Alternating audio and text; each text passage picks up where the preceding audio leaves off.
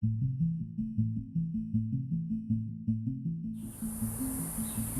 suis Anthony Frémion et ici nous sommes à Terre de Pivoine, on est sur la ville de Lacros, j'ai 1,5 hectare.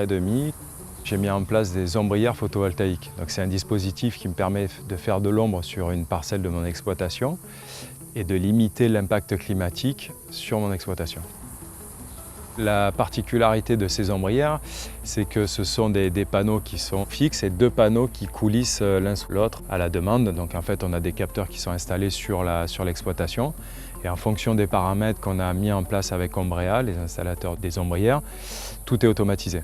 Quand on a besoin de plus d'ombre pour le végétal, donc on va avoir une période de la journée où on va être plus ombré, une période où on va avoir besoin de plus de soleil, là tout va être ouvert. On a aussi une parcelle témoin qui est à côté où on voit justement la différence du végétal entre sous-ombrière et hors ombrière.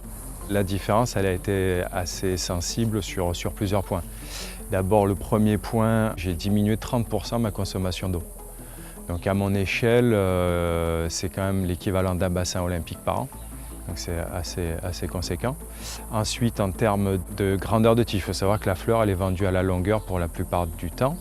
Et donc sur des variétés où sous couvert, là, elles sont aux alentours des 50-55 cm.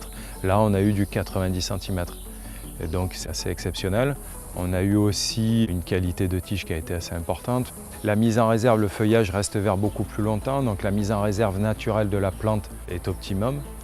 Avec les ombrières, ce qui est bien, c'est quand tu récoltes, c'est que quand on a les fleurs qui sont là, à des moments donnés, on a des pics de chaleur. Et donc du coup, quand on arrive à couvrir, on va arriver justement à limiter l'effet que la fleur va fleurir plus ou moins vite. Donc on arrive à gérer aussi notre cueil par rapport à tout ça. Le fait d'avoir ces piliers au milieu, ça a été aussi réfléchi en amont avec Ombrea. Donc ça n'a pas changé ma façon de travailler, je reste dans la même façon de cueillir, de passer mes outils, etc. Aujourd'hui, moi je produis quand même de l'électricité verte pour 30 foyers à l'année.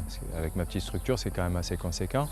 Ma structure, je l'amortis sur une quinzaine d'années. Je voulais faire 2000 mètres supplémentaires, mais en fait le coût du métal et le coût des matériaux a tellement monté depuis 2 ans et le coût de l'électricité n'a pas monté.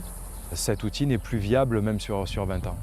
Le gouvernement dit qu'on va faire une mise en place et le développement des énergies vertes. Ça, c'est une énergie qui est complètement verte, qui aide à l'agriculture et qui n'est pas plus d'aide et du coup qui pourrait inciter d'autres agriculteurs à mettre des structures en place comme ça.